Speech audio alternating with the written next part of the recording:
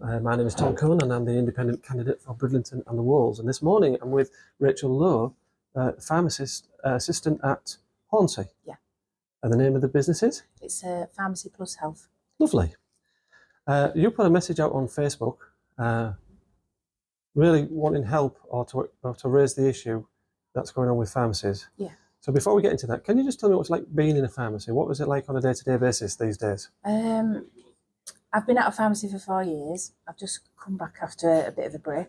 It's fast-paced. We are a very small shop with not a big footfall, but our business runs mainly around care homes.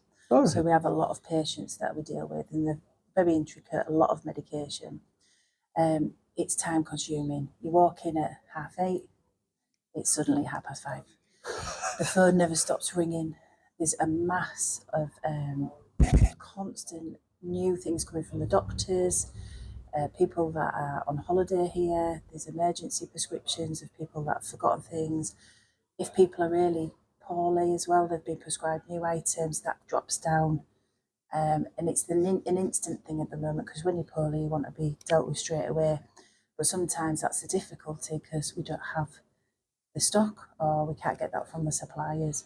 So then the upset then is caused to the customer, which it's just, with the changes that have happened over the years, it's getting the medication into the country and getting supplies, and it's the cost of it which is then affecting us as a business, because that's why pharmacies are shutting, because everything's so expensive and we don't get any help from anywhere else. It's a very interesting job. Never 2 days the same. You have the walk-in patients, you have the patients that the scripts drop down, you have the care homes, we do substance misuse treatment, then we have all the clinics that we run as well. We do minor ailments, and then we also do Pharmacy First, which help relieve a lot of the help from the doctors. So we treat them for impetigo, sore throats, UTIs, if you've got earache, they're all listed on there. Shingles. Sinusitis. I can read them. Yeah, and an infected insect bites. And we can provide medication if the pharmacist, after he's done a little sit down with you and asking a few questions, and then we can provide it. And the Pharmacy First are a government produced thing that brought on to help relieve the doctors. And then isn't that because the pharmacist is very knowledgeable about the various medications and therefore can prescribe quite accurately? Yeah. Not saying that doctors aren't very knowledgeable, but the pharmacist certainly. Yeah. Aren't they the last line before prescription? Yeah. So the last check. When a doctor is at university and they do, I think it's 4 to 5 years of in the medicine, like looking at ailments and things, a pharmacist actually spends 7 years on medication. So their knowledge of medication. Very deep, very specialised. Yeah. Okay. So I've worked over the years in different places. At Scarborough Hospital, when I worked there, you had pharmacists for each. You might have one for that covers diabetics, or there might be one that's more intricate, where they'd look into where there's side effects with other medication. And there was each one for each specific sort of category. And it does take a lot of time. Each pharmacist that works with us, they're responsible for the running of it. So with me being the manager, we work out what we're doing for the day, but the final responsibility is on them, on the legal side. So they do make all the decisions of what's right and wrong. We also do vaccinations. So we do flus, just done COVIDs. The moving forward, the government want us to be more clinic-based than pharmacy-based, because that's where the money is. So I think slow down. When you say that's where the money is. Yeah, so for a pharmacy to make money now, years ago you used to make money per item. The doctor used to get paid for the prescription. He'd then get paid per item as well. Okay. And then the pharmacy, when they do it, we're supplying the item, we get paid for the item plus a fee on top. So that's how a pharmacy used to make their money.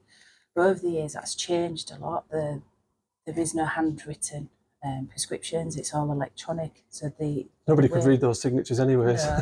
So sometimes when you get them, you're like, so the government have changed how pharmacies get paid, and how they look at it is they give you targets per month of what they'd like you to do. So one of the things is the Pharmacy First. You have a set, every pharmacy across the country, this month we've got to do 10, and they're either sent to us by doctors forwarding them to us and saying, oh, we've got a patient. If the patient's rang the doctors, they've told the patient to come in and see us. They go through 111 as well. That seems to me, it doesn't work as well because 111 are not handling the calls in the correct way. If you ring 111 and you're on holiday and you've forgotten your medication, they're then sending an emergency supply to us for us to do. If it's a Saturday, we can do that. But if it's a Monday to Friday, 9 till 5, when your doctor's surgery is open, 111 should advise you to go back to your surgery and get them to prescribe it and send it here. Okay, electronically. Yeah. So every pharmacy has their own unique code. They can send it here and we can do it. And they'll normally supply, if you're on holiday for a week, they'll do a week's supply till you get back. Okay, I have some experience in retail. I work for House of Fraser, and it's beginning to sound very much like a large retail organisation with some administration challenges. That doesn't surprise me with the government running it. Yeah. So, just want to wind back a little bit. So, you get paid now for sections of things. Yeah. So, can you give us... So the pharmacy first, for each one you do, you have a target. So if somebody walked in and asked for a pharmacy first, and you'll be able to create some administration, so say you've done that. Yeah. There'd be an electronic record. Still, depending on, so it gets all put through the system. We have... so if I had ear pain, for example, and I came in... The ear pain is for 17 and under, so we wouldn't deal with you. So there is specifics. So the UTI as well is for women, but it's under 65. So there is certain elements that we have to look at. But when you come in, we sit down with a patient and we go on the system, and it's called Pharma Outcomes, and everything gets inputted on there. We start off with obviously your name, address, and where you are to make sure who you are, and we get the consent of the patient to actually input their details. And we say to them, there's lots of questions, but we do say this goes to your doctor. Are you happy with that? And they're fine. And then we've got lots of questions really to do with themselves. That's a diagnosis. Yeah. And there's like areas that you follow, and then you get to the bottom where you might actually be able to give them some medication. We print that off. Now, if they still pay for prescriptions, they still pay for that, so it's still a fee. Or if they have an exemption and they fall under anything, then that's ticked. And then we keep them, and we get 10 or more a month. And by doing that, the government pays each pharmacy a bonus of doing that. For doing the work. Yeah. And that's going to be half an hour, 20 minutes, half an hour? Depends, it could be. And if depending upon the person you're talking to and their ability to communicate with you, that could take a bit longer. So that's an amount of time for that particular project. Yeah. Can you just list some of the other like that? So the other categories. So the other thing we do is your blood pressure checks. So it's open to anyone. Yeah. But how we get the fee for doing each one from the government is they must be 40 plus, not on any other medication. Especially, they can be on medication, but nothing to do with your heart or blood pressure. Yeah. And then we take your blood pressure readings. We do 2 on the left, 2 on the right. The pharmacist will have a look at it, work out if it's low, normal, or it needs addressing. Now, if it needs addressing, there's different ways we signpost them either back to the GP, we send them to A&E straight away, or we can offer them a 24-hour it's called an ABPM, which then monitors their blood pressure over a 24-hour period. They have to consent to it. We fit it. That goes off every hour while they're awake, and then every 2 hours when they're asleep. When they come in, we attach it to the computer. It does all the readings, and then we can... It's like a Fitbit. Yeah. And then we send them readings to the doctor. What we're looking for is if a patient comes in, they're saying they're not very well and they've been feeling a bit offish, and we see it's a bit high, we will tell them to either go to the GP or we'll ring the GP. Several people over the last few weeks, 2 people we did actually send to hospital, and she came in a week later to say thank you because she was really poorly. Oh, bless. So that could take up to half an hour. And if we do 3 or 4 of them a day, so we're spending more of our time doing sort of diagnosis. Clinics, yeah. The other ones we do is the COVID that we've just done. So we were doing them between the hours of 12 and 3 on a daily basis, Monday to Friday. And we were you book it in on the internet through the NHS website, and they book them at 5-minute slots. We got through quite a lot. We used to do about 30 to 40 some days. People had arrived too early, then there was no seats. Then we were saying, well, you all are booked, but people like to get here on time. But then, like you just said, somebody might not be very capable because it was for the over 75, so you had a lot of mobility issues, There was people with Alzheimer's or dementia, so they had carers with them, trying to communicate with them. A lot of them didn't have the information we needed, so it does take longer than 5 minutes. So the 5 minutes that they give us isn't enough. But while you've got that when you've got a going on, spreadsheet, it's easy to do it on a spreadsheet, but when you're actually dealing with real people, the human part of NHS it's the hard part. It's quite challenging. And while that's going on, and the pharmacist is then taken out for 3 hours, the pharmacy still has to function. Right, of course it does. And he's still got to have his lunch at some point. Still got to eat and live and be a person. Look for a sort of break in it and say, right, you've got 15 minutes to get your dinner there. Yeah. So every morning I'd come in, check the calendar, I'd prep him with his needles, his plasters, his EpiPen, blood pressure machine, because we offer a blood pressure to everybody if they're not on medication afterwards. And we'd get all that ready and we'd have the leaflets ready for them, and then we'd start. But that went from March till June the 15th, so we've just finished doing that. Next we'll start prepping for the flu vaccine. Which August onwards, is it? It's September? Not, I think it's September. Okay. But we've not had the information. So, like much of the NHS, there's lots of changes coming along. It sounds like the big push to go electronic is getting there. Yeah. Obviously, it's a large organisation. It's going to take some time. Big wheels, and so now you're actually becoming quite. I wouldn't call it a doctor's surgery, but certainly a clinic. Yeah. Certainly more clinical work. Will that involve more training for you and staff? Yeah, so I've only been here just short of 3 months. We've had a complete turnaround of staff, so we've got all new staff. So we're all prepping to get on courses, which take quite a while to get on. So we're all going to be vaccinated, trained. We're being put forward to do ear syringing. That's one of my. And you have to pay for that. Yeah, it's no longer free. No, I think it's £30 an ear, and so it'll be £60. Who decided that price? I'm not too sure. It's interesting, isn't it? I've noticed that everybody who comes up with it is the same price, 30 and 60. But you have to be trained. There is a machine to use it. We're going out to a care home tomorrow that's booked us in for the afternoon.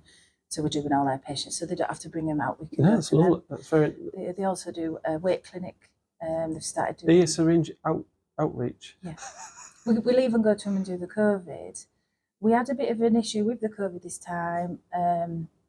We were wanting to arrange it with the care homes that we work with, but they were being told that the GP surgery was their port of call for it. But the GP surgery were telling them that it wasn't. Well, I know. So we ended up with this. Well, I heard that you get paid per vaccination. Yeah. So, but the vaccines, they come from the government. The needles come from them, and the leaflets. So it's all via. So basically, the government NHS. pays for the labour of A, being skilled to do it, and B, doing it. Yeah. Okay. And it frees again another part of the surgery, not having to do. They're not menial things, but they could be doing a blood pressure for somebody, but missing out on somebody that's waiting to get an appointment who's really poorly. So we're doing the things that are still needing to be qualified and have qualifications to do, and being able to do the vaccines and everything else and run the clinics. But it's just alleviating that. It's like nursing in the olden days. It's interesting. Yeah. Okay, so the general move is towards more a clinic service, and it looks like the more capable you are, the more you're going to get, because there's plenty to be done. There's no doubt about that. What's the issue? What's the worry that's going on in terms of pharmacies? Why are you campaigning? Well, over the last 10 years, a lot of pharmacies have closed, independent ones and big ones. So if you look at, you've got Lloyd's and Boots. I had a few friends that had their own pharmacies, but they've closed because they can't make money. They're doing what they're doing, they're providing a service, but you still have to have drivers to go out and deliver. They don't get paid for that. We don't get help with the petrol money for that. So you have to explain that to me slowly. That's very interesting. We offer a delivery service, and most pharmacies do, for people that are homebound, vulnerable, got disabilities. A lot of people who might have mental health issues, but we also deliver to the care homes as well. That service is a free service from our pharmacy. We don't get any help from the government to provide that. Now, I know other pharmacies across the country will charge you for that. They charge you per delivery. Mm-hmm.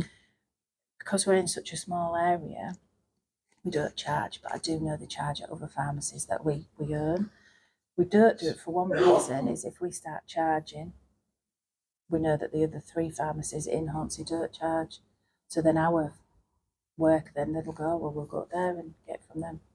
So we have to look at ways that we can cut costs. But the other 3 pharmacies will also be having to fund their own free delivery service. Yeah. Okay.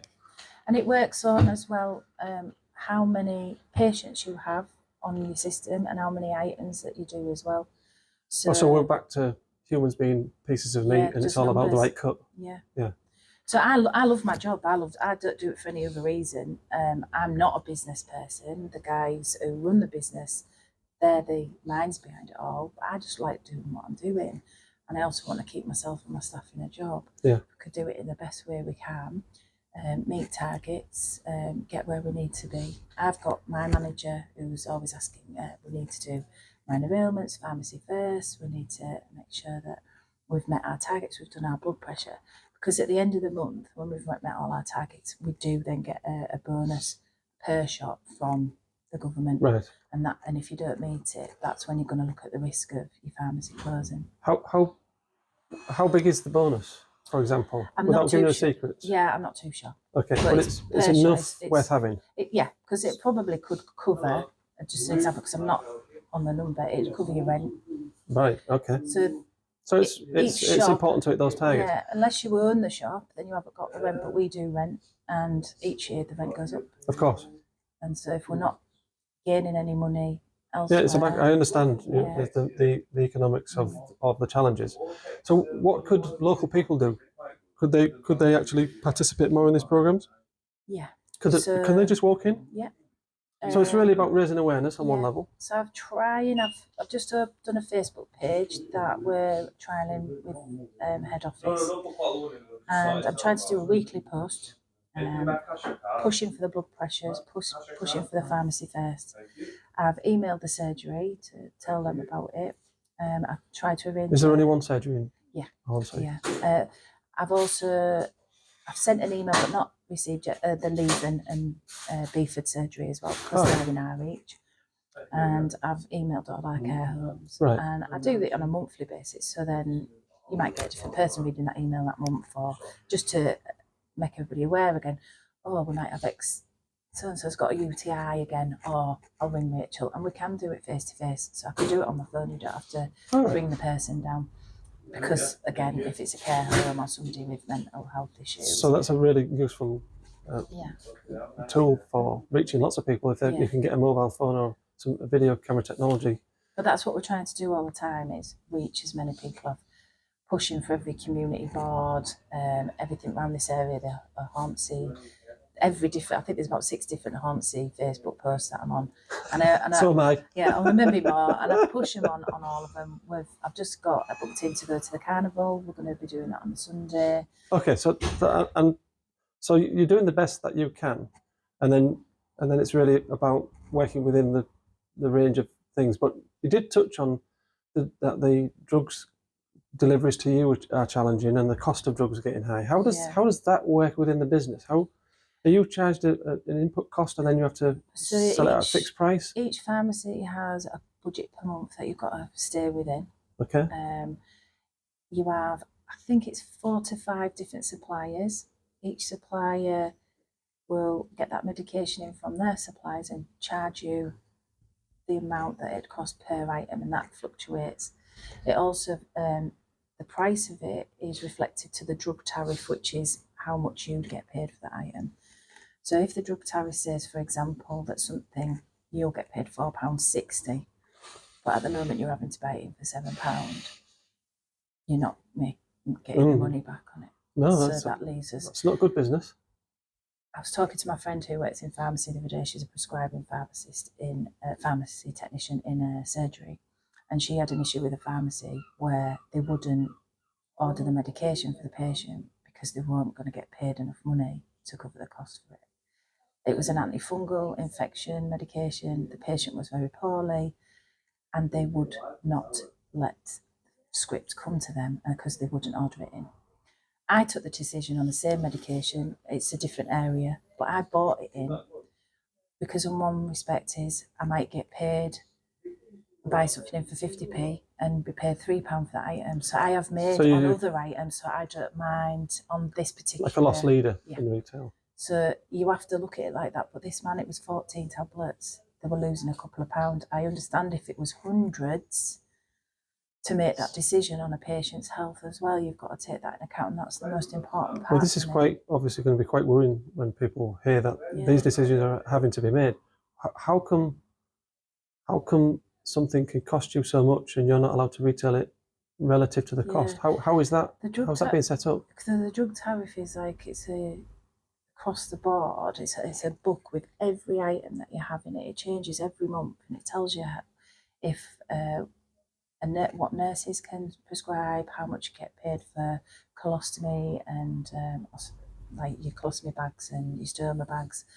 There's all prices for if you do stockings and if you've fitted them, and you get paid extra for that. You get paid That's the book of money. Yeah. Right. Okay. And I guess that's the upper price that you're allowed to work to. Yeah. Okay.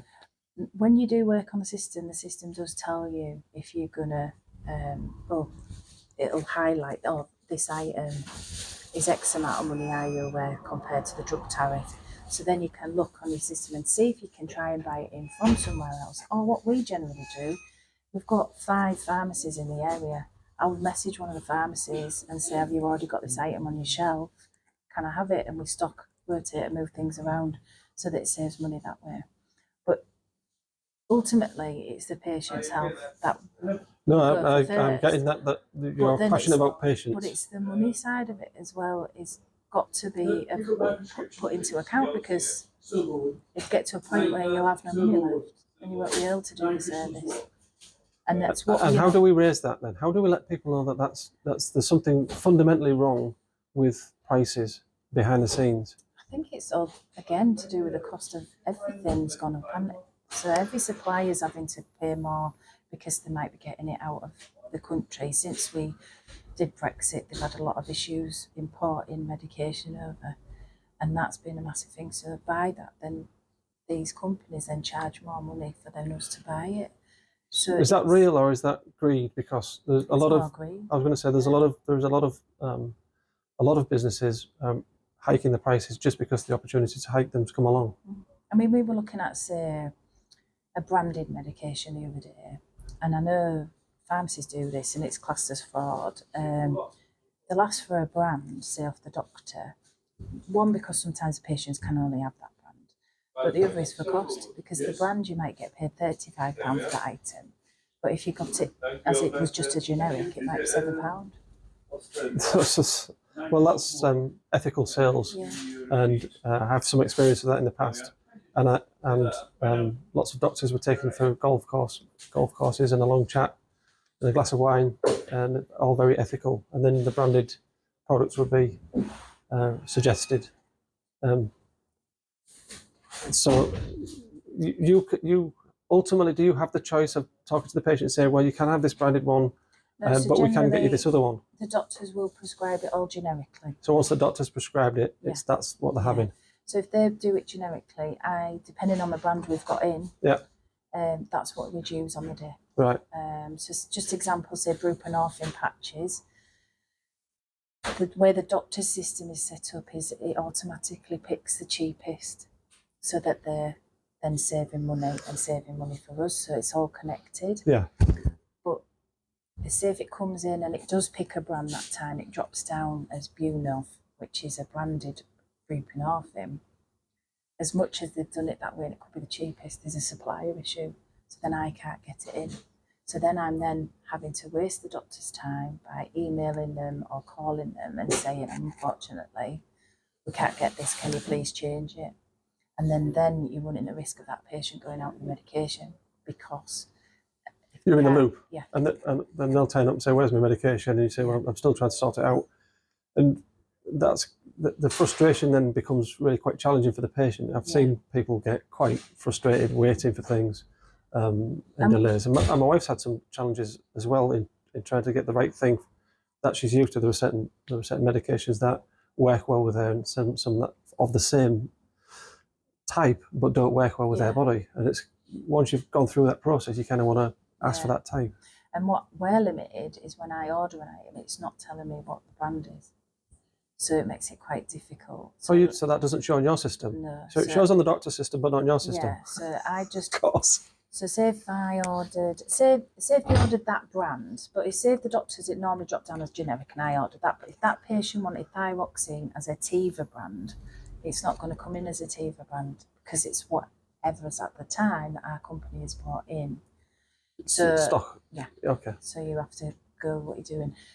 We also don't keep a lot of stock on site, and all of our pharmacies are generally like this because we run a hub system. So the scripts drop down, they get checked by the pharmacist twice a day, and they get then sent automatically, electronically to our hub in Leeds. They've got a big team of technicians, accuracy checkers and pharmacists that work in this massive warehouse, and they do all the prescriptions for, I think there's 55 stores altogether. Once they do that, it's then bagged, shipped, and then it's brought the next day. So I can turn your prescription round in a day or two compared to other pharmacies, which could take 3 to 5 days because they do all the in-house. So there's efficiency of scale. Yeah. Okay. So we're saving money by not spending money on the medication in store, but I still need to keep a lot of medication in because I've got 5 care homes. Right. So I've still got to look at it that way because the care homes medication does go to the hub, but then there's a lot of things, liquids, antibiotics, creams that don't get done at the hub because I think it's more of breakages and storage for them. So there's a lot of the 40-sip drinks and things like that that we'd order in separately from other companies. So then they come in. But say on Monday, a lady, a script dropped down at 10 o'clock and we send it to the hub. They've accepted it. They've completed it. It's then you can check what time it was completed, 4 o'clock. You know then it's going to be on the delivery the next day. Comes in, we scan it, print off the prescription, and then it's sat on the shelf.